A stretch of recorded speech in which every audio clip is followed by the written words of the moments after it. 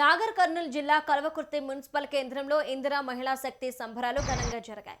ఈ కార్యక్రమంలో స్థానిక ఎమ్మెల్యే కసిరెడ్డి నారాయణరెడ్డి పాల్గొని 265 మహిళా సంఘాలకు ₹1,05,00,000 వడ్డీ లేని రుణాల చెక్కులను పంపిణీ చేశారు.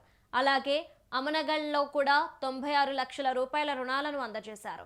నిరుపేద మహిళలను కోటీశ్వరులను చేయడమే లక్ష్యంగా రేవంత్ రెడ్డి ప్రభుత్వం పనిచేస్తుందని ఎమ్మెల్యే కొనియాడారు.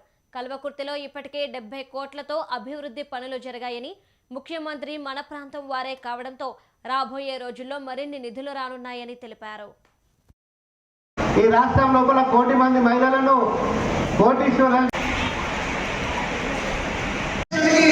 ₹93 లక్షల వడ్డీ లేని రుణాల కింద 360 చిల్లర ఇంటూ ఈ పట్టణంలో ఆమర్గంలో శాంక్షన్ చేస్తాం. ఇంచుమించుగా అందరికీ అభివృద్ధిలోకి రావాలని, మీ కుటుంబాలు బాగుపడాలని దానికి అనుగుణంగానే ప్రభుత్వం కూడా పనిచేస్తా ఉంది. మీరు కూడా సహకరించాలని చెప్పేసి కూడా కోరుతా ఉన్నా.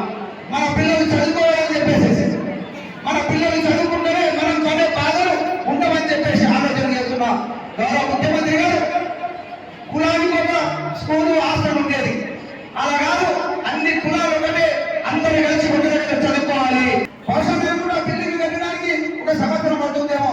గత ప్రభుత్వం అన్ని కూడా రెసిడెన్షియల్ పాఠశాలలు పెట్టేసేసి ఎక్కడెక్కడో ఈయన బీసీ హాస్టల్ బీసీ స్కూల్ ఉంటే ఎక్కడ ఇంటర్ ఇంకొక సంవత్సరం వెళ్తే శాతాలు అక్కడ ఉన్నాయి.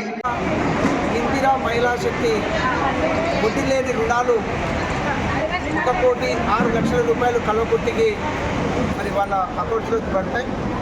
ఈ వడ్డీ డ్రైనేజ్ కావచ్చు, వాటర్ ట్యాంక్ కావచ్చు, వాటర్ పైప్స్ కావచ్చు, డ్రైనేజ్ పైప్ లైన్స్ కావచ్చు, డిజిటల్ లైబ్రరీ కావచ్చు, తర్వాత షాపింగ్ కాంప్లెక్స్, తర్వాత నెక్స్ట్ రోడ్డు బ్యూటిఫికేషన్ అనుకోండి మేడం చేయడానికి రోడ్ వైడ్నింగ్ చేయబడ్డటువంటి వార్డు మెంబర్స్ ఓట్ వేసి గెలిపించేసేసి చైర్మన్ కూడా చేసుకుంటే మరి ముఖ్యమంత్రి గారి దగ్గర నేను అదేవిధంగా డాక్టర్ మల్లురాయ్ గారు ఎంపీ గారు అందరూ కలిసేసేసి ఈ డెవలప్మెంట్ కోసం శక్తి తీసుకురావాలి.